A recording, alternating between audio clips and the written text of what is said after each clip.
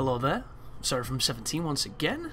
This is my Batman Arkham Knight Harley Quinn Story Pack. It is a run-through of the pre-order exclusive DLC that is apparently going to be coming available later on via purchasing on the store. It's been played on the Xbox One, and because you cannot choose a traditional difficulty on this particular piece of content, I've decided to do it no damage, which is not something I do often. I'm not one of those people that really needs to. I just like to every so often challenge myself in different ways, and it seemed kind of fitting that I would do it with this.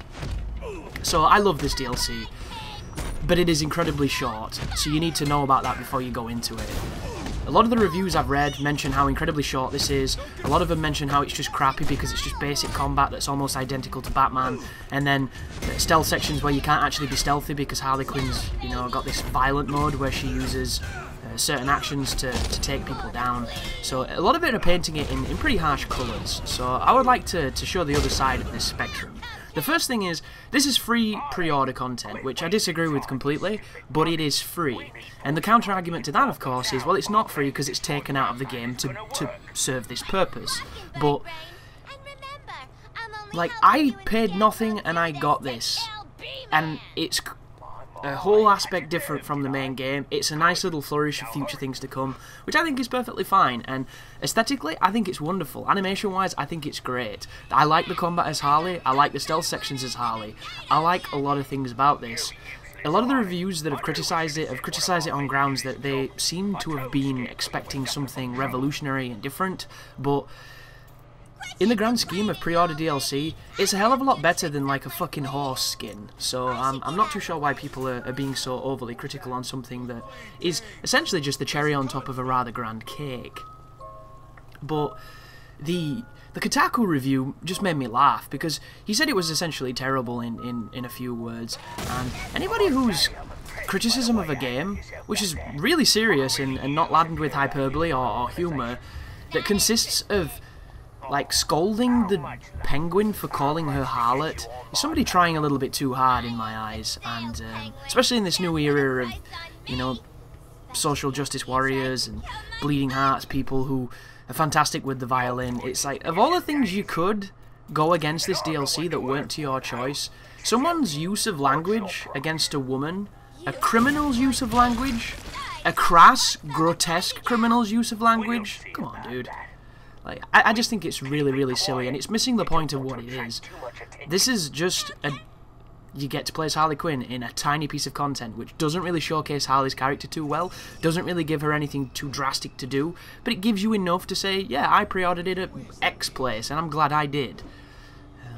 Apparently, and I can't really answer this, the Red Hood DLC is even shorter than this one. It's just a handful of combat sections, which I don't think sounds bad at all, but people once again are incredibly offended by this for some reason. But this is the stealth sequences. Harley moves a lot like Catwoman, only you don't have to time your jumps, it seems. And what happens is, she does not have silent takedowns, so when you take somebody down, you're going to alert everybody around you, but to balance this out, you have this Mayhem mode. Mayhem mode turns every standard attack into a takedown, so you can take out everybody with one button press when you're in that mode, as it bleeds down on time.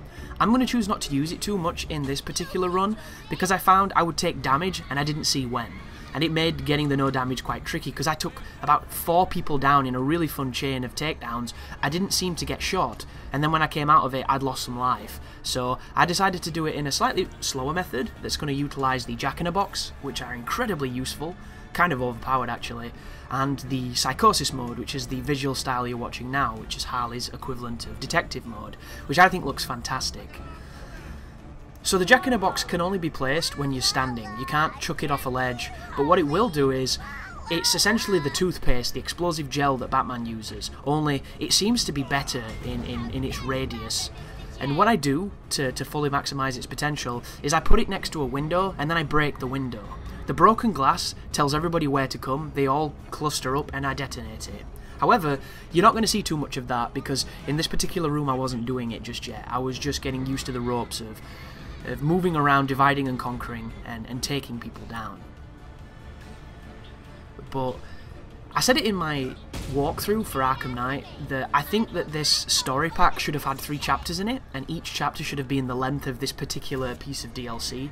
And I think then people might have been perhaps a little bit more lenient on what you were doing, because I don't know, I really enjoy this as a direct contrast to the Predator moments, where your objective in the Predator moments is to stay quiet, whereas in Harley's, you have to go loud, and it's this endearing moment of, you know, exactly what do I do to make this work for me? And Harley has this ability to dodge bullets when she cartwheels, and I haven't messed around with it too much, but it seems pretty good in a bind, so it's definitely something you want to... Ooh. Right then, it looked like he saw me, didn't it? He did the whole, somebody's near me, I felt your presence flinch, but then he didn't shoot, so we got quite lucky. The entire content takes place in Bloodhaven, which I believe is probably from the comics. I've not actually heard of it until I played this game. I think it's where Robin went when he became Nightwing and decided to, you know, protect that territory, because Batman, of course, has Gotham. But I'm not the expert on that kind of information. However, I like that we're going into a police station. I think the geometry works really well. I thought it was really fun. And I like beating up cops. And I know that sounds bad, but... I don't know, the enemy placements in the combat sections for this are very simplified, but they're really fun, and they remind me of Arkham Asylum, and anything that reminds me of Arkham Asylum is a great thing, because it's my favourite of the Arkham games.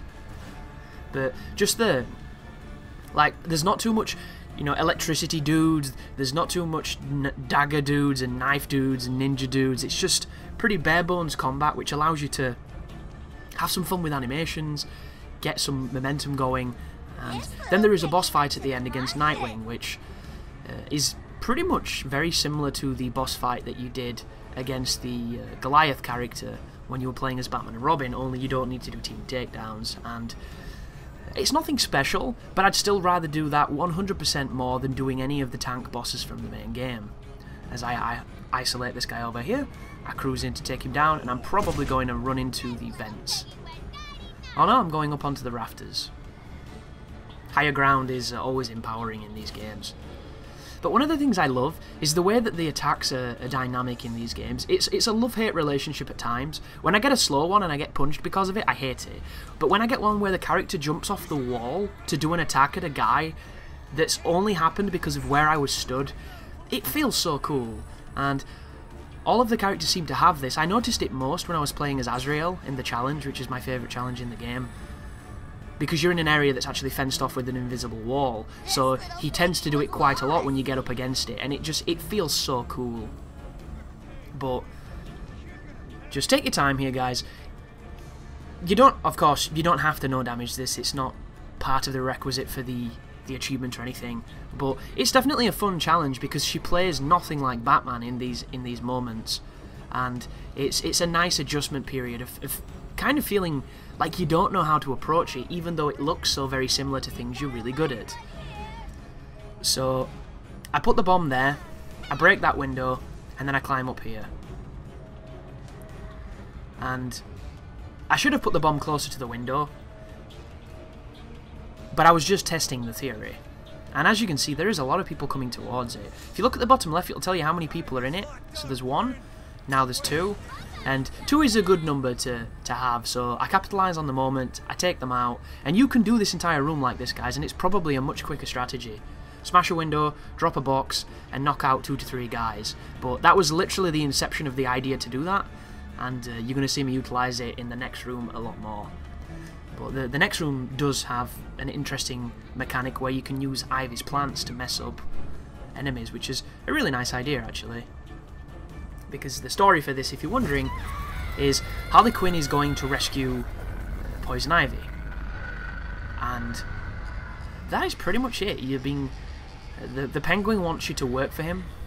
Or if you're wondering right there, folks, I went into meltdown mode hoping I could go through the roof grate and take them both down. But I got no prompt on the screen, so this is pretty much a wasted meltdown mode. And something worth noting too, when you go into this particular technique, it seems to have an effect where it alerts people. So you'll notice I'm being incredibly tentative because I don't want to ruin the last few minutes worth of progress here.